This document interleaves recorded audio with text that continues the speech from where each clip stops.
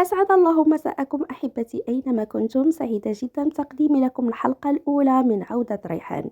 حلقة اللي كيف ما شاهدنا في العنوان ديالها غادي تكون العودة ديال ريحان وخروجها من المستشفى اللي بقات فيها من بعد الولادة ديال يانيس، أو بالأحرى نقولوا بأنها كانت محبوسة فيها. وأكيد قبل مشاهدة الحلقة بغيت نوضح لكم بعض الأمور. الشخصيات ديال الحلقة ديالنا أكيد غادي تكون ريحان وأمير وجيدان ويانيس ووردة أيضا، وبعض الشخصيات الجديدة.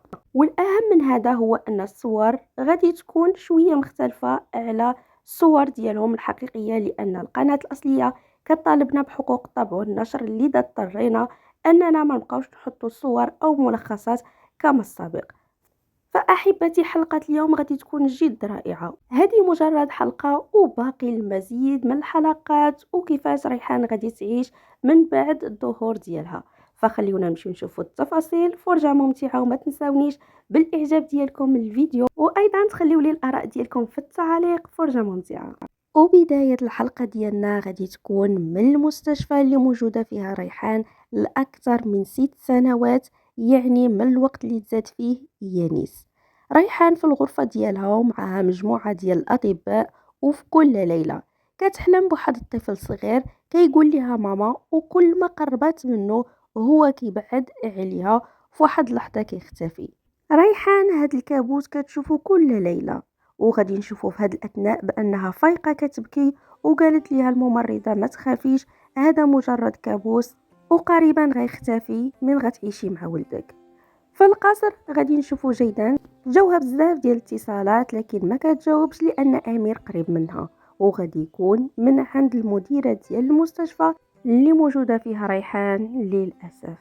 مباشرة غنمشيو للمدرسة اللي غيكون موجود فيها يانيس، والأطفال كيضحكوا عليه دائما، كيقولوا له ما عندكش الأم ديالك، عندك زوجة الأب فقط، بحال ديك الشريرة اللي في القصص. جيدا غطلب من السائق يوصلها للمستشفى. أما الدكتور ديال ريحان فغادي يقول الصديقة ديالها بأن نتائج آخر الفحوصات اللي عملنا الريحان الحمد لله كانت إيجابية، ونقدر نقول لكم مبروك، نتوما قدرتوا تنجحوا وتقدري تاخدي معك ريحان من الغد للبيت. فالصديقة ديال ريحان قالت له أنا ما مصدقاش هادشي، قال ليها شحال وانتوما كنتظروا هاد اللحظة، أنا كنبشركم بها. أما أمير فغادي نشوفوه لأول مرة في المكتب ديالو، وهو كيخدم غادي ياخد واحد الملف اللي موجودين فيه الصور ديال ريحان، وما كيوريهمش في مرة الابن ديالو أو كيتكلم عليها. في اللحظة اللي غادي يشوف فيها الصور مباشرة غادي يتذكر لحظات اللي عاش مع ريحان، وغادي يمشي لواحد المكان اللي كيمشي ليه فقط من كيحس براسو بأنه مخنوق.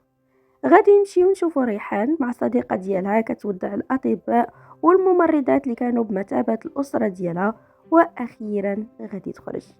أما في القصر فغادي نشوفو وردة كتزرع بعض الورود، لأنها وعدات يانيس تهتم له بالمشروع الدراسي اللي عنده، هو أنه يزرع 3 نباتات وكل وحدة يعطيها الاسم ديالها.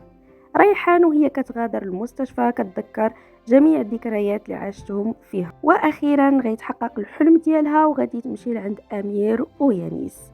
اما مديرة المستشفى فغادي تتصل بجيدان، او عفوا جيدان اللي اتصلت بها وقالت لها اتصلت بك من قبل ما جاوبتينيش، الا بغيتيني اجي عندي المستشفى.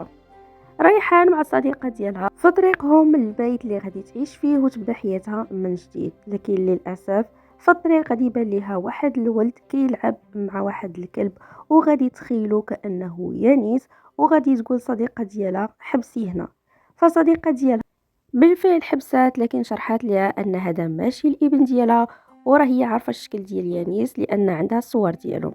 فغادي يوصلوا للقصر اللي غادي يكون بجنب القصر ديال امير، وغادي توريها الصديقة ديالها الغرفة. ومن بعد غادي نشوفوا ريحان بأنها غيرات الملابس ديالها ورجعات للغرفة ديال الصديقة ديالها، لأنها غادي تطلب منها باش تاخدها للقصر تشوف ولدها. لكن الصديقة ديالها قالت ليها هذا ماشي الوقت المناسب باش تمشي تشوفي الابن ديالك وتواجهي أمير، لأن كاين بزاف ديال الأمور اللي أنا ما قدرتش نقولها ليك وانتي في المستشفى. وبالفعل غيكونوا بزاف ديال الاسرار اللي ما عرفاش ريحان، ومن بعد غادي تكتشفهم وغادي تصدم.